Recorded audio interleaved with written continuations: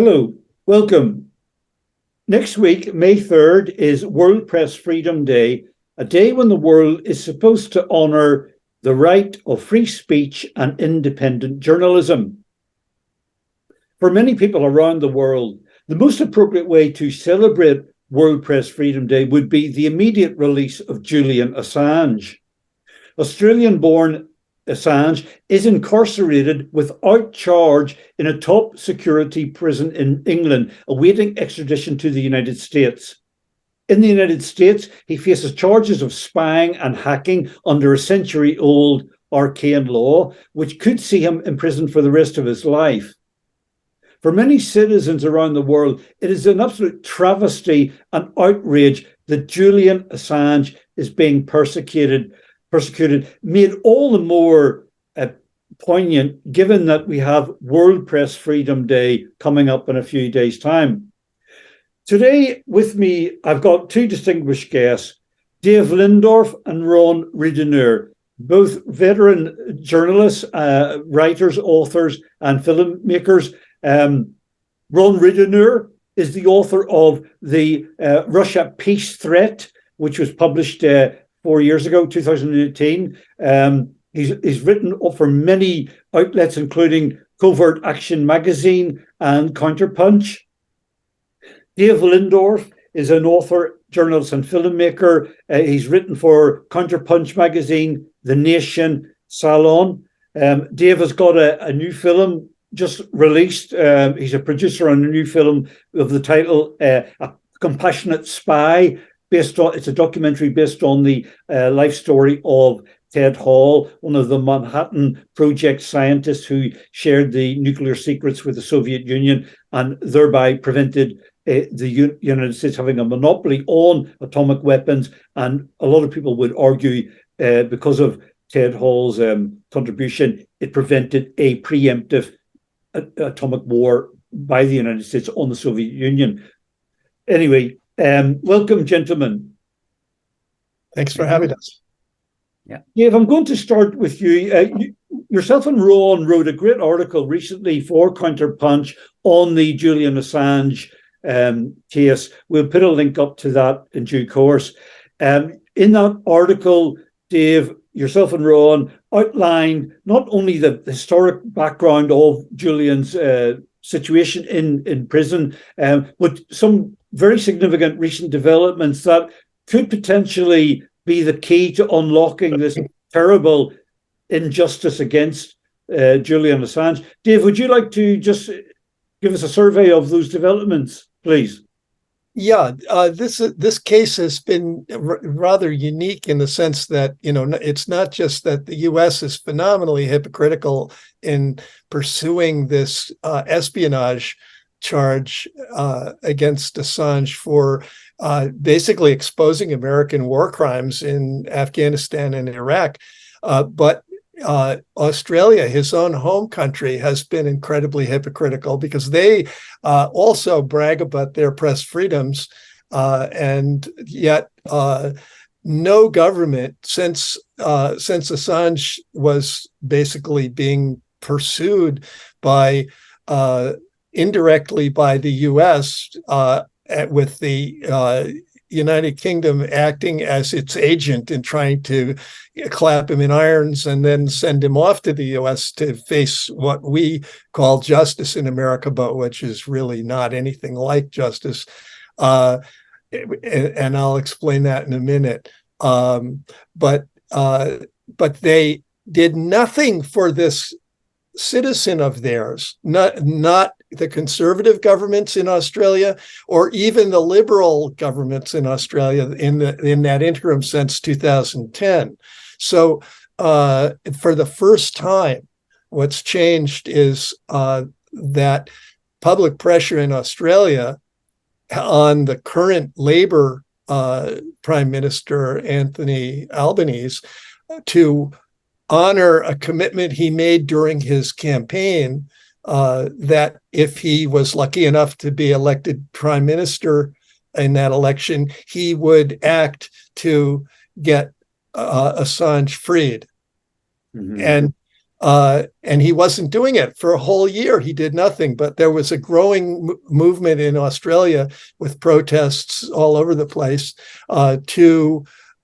for him to honor, because that's something you can point to. You said you were going to do this. Why aren't you doing it? And like I think there was a famous speech that Pilcher gave in Australia and said, if they don't do this, it's not a country. We're just part of the United States. This is our citizen. He should be freed.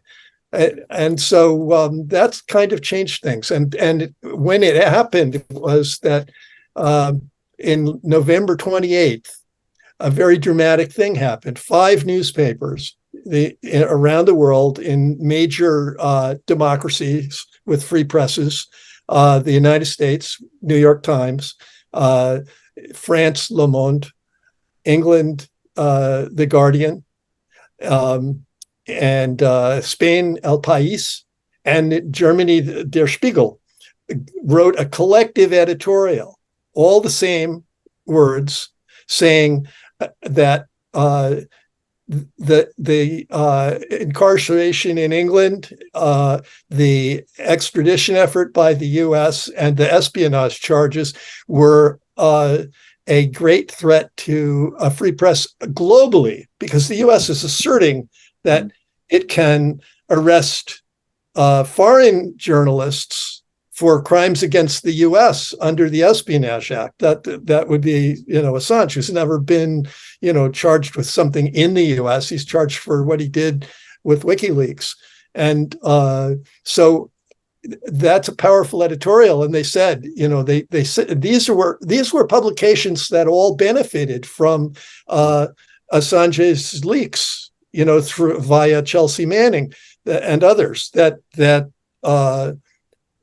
could jeopardize their own journalists. They did the same thing. Those leaks would have been meaningless if those papers had not published those things and benefited in their ratings for having these banner headline stories about U.S. war crimes. So they were saying, we think that this should be over. This should not be happening. Stop the prosecution. And right after that, Albanese was going to be meeting with Biden and Sunak, the Prime Minister of England, and he was saying that he would make it known that enough's enough, was his quote. Assange should be released to Australia, and there was no indication that he did that when he met with Sunak and Biden. When did he meet Sunak? He met in March. In March, right? And there was a lot of expectation that he was going to do what he said. And in Parliament, after that, there were a lot of voices raised by MP Wilkie, by some members of the Green Party, and by some members of his own party, that saying, you should have acted. And he got up and said he did. He said that he talked to the appropriate people. He didn't name them. And he said, I told them that we want this to end. Enough's enough. Now that's pretty powerful, and it's a big change. Whether it'll work.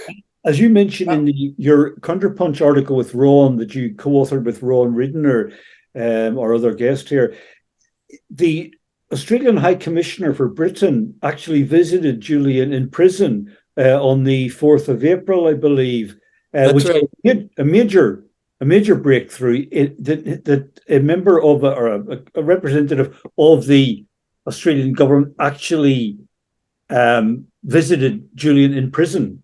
Yeah, and we know a little bit about that. Stephen Smith, who was a former member of the Australian Senate and a fairly distinguished guy, and it has a position of High Commissioner, which I am led to understand is more elevated of a position in England as a representative of Australia than the Australian ambassador. Mm-hmm. It's above that. And so he actually, for the first time, was a representative of the embassy going to and of Australia going to Assange in the prison, and apparently the agreement was that Assange said he didn't want to meet him unless they were going to have substantive talks about his confinement and his arrest and his extradition. Mm-hmm. And he didn't meet with him. So I would, the expectation is that he wouldn't have done that if it was just going to be a bed check, and see if he's okay. That wasn't what he wanted, and he didn't want to participate in that kind of a show. So I think that there was serious discussion probably, and they both, according to Smith, the two of them agreed not to discuss publicly yet what they talked about or what they concluded. But it seems like a significant change from no visits, no expression of concern from an Australian prime minister, including Gillum, the last Labour minister, who didn't give a damn what happened to Assange. She was perfectly content to have him rot in jail in an American prison. So I would say there's a move forward. Now, what it requires is a lot more pressure from Australians, and a vastly lot more pressure from in the United States to end this hypocrisy. Dave, I want to bring in Ron here. Ron, we're a wee bit short for time. The clock is running away on us. Ron, what does the Julian Assange case say about the degradation in Western media, and how can we capitalize on what Dave is talking about, public pressure to push the Australian government and the Biden administration further towards releasing Julian? Those two things, can you deal with those, Ron, please? Yeah, just a quick thing, though, about what Dave was saying. Unfortunately, after what Dave said a few days ago, the foreign minister of Australia, Wong, held a press conference about, how great it is that they're cooperating with the United States in trying to make some kind of war against China. That's what they met. The prime ministers met in San Diego about was more nuclear ships, submarines. And so she was asked about Julian Assange. And some journalists had done some homework, actual journalists in Australia, and they found out that besides the words that, Dave has mentioned, there's no documentation. In other words, if anybody said anything to Bitten or whomever, because this woman Wong, she said, she didn't say that they talked to Bitten. She said that they have talked to the appropriate levels. And yet journalists found no documentation. So if the government of Australia was saying to the government of the United States something important, like, well, you should stop this, there would be some documentation. So I think that there's still probably, pussyfooting around. Now, unlike in Australia, where there is, I said, a couple of good journalists, and one of them is Mary Kostakidis. What's happened in the United States media and England's media is that they have maligned and demonized Assange for 14 years. First, he was not a journalist, he was not a publisher, and he was a rapist, and rape charges all the time. And whatever they were writing about was always, and he was charged with rape.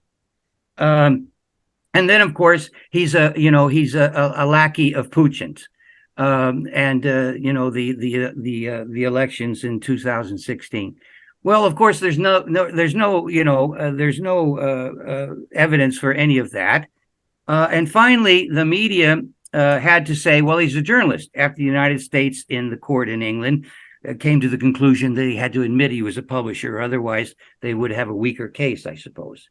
So I looked up today, what are journalist ethics, the canons of journalism? There are several academic studies on this, and they've come up with these kinds of words. That journalists should the principles of truthfulness in their media, accuracy, fact-based communications, independence, objectivity, impartiality, and respect for others and public accountability. That has not happened all these years, nor is it even happening now. Since these five media a half a year ago did the right thing and made a good editorial, they have done nothing since then. They have not come back, as our article talks about. They have not come back to the United States government and said, well, what are you doing? You know, the government didn't even respond, and the media didn't even ask them to respond. What is it that I think, what? No, that's a really weird thing. I mean, if they're really a press in the United States, they're supposed to go to the press conference and say, what about that editorial? You never responded to it or whatever, you know, and nobody's done that. No. So what my conclusion is that most journalists who want to keep a job in the mass media become prostitutes. And who owns these media? You know, let's just take the worst case scenario, and that's Jeff Bezos, you know, who recently was the richest man. And what did he do? As soon as he bought the Washington Post, he made contracts of multi-million dollars, especially for the CIA, to make technology for them that would prevent future whistleblowers from doing what this, you know, Snowden did, and what, you know, Chelsea Manning did, who had even less skills. And they were able to find things that the public now knows about. Public accountability? Okay. So what is the Washington Post? It's basically a CIA newspaper. What should journalists do? Well, do what the police do. Do what the FBI does when they don't like a politician's a position, or when they don't like a law that's going to be made. Let's go back to Wounded Knee and Leonard Peltier. I was recently in Wounded Knee again. That's to say, writing about it. I was at Wounded Knee at the time in '73. And when Leonard Peltier, who was not directly involved in Wounded Knee, but he was arrested for having shot two FBI agents a couple years later. He's now been in prison about 50 years. Clinton, you know, all these, you know, presidents, they want to die with some, you know, they did one good thing. So Clinton was thinking about giving clemency or a pardon to Leonard Peltier over 20 years ago at the end of his career. So what happened?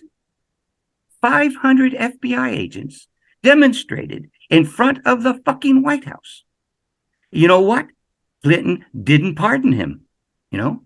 So I say to journalists, if you don't want to be prostitutes, go to the White House, go to the Department of Justice, and go to the Parliament and whatever they call the goddamn castle in London. I won't call it United Kingdom, and demonstrate. Do what this guy did in your country, you know, in Ireland, Finian, the other day in front of the Dublin Castle when this so-called President Joe Biden was there. He came with a huge key. And he said to Biden, he wanted to give it to Biden, and he said, I want you to use this to unlock the prison gates, you know, to unlock his cell. Well, of course, he was, you know, arrested for some time. Now, I say, we have to use civil disobedience. We have to go back to what we did in the 60s and 70s and what many young people have done about climate change now that they're, you know, kind of shut up because, you know, they've got to be caught up in this war.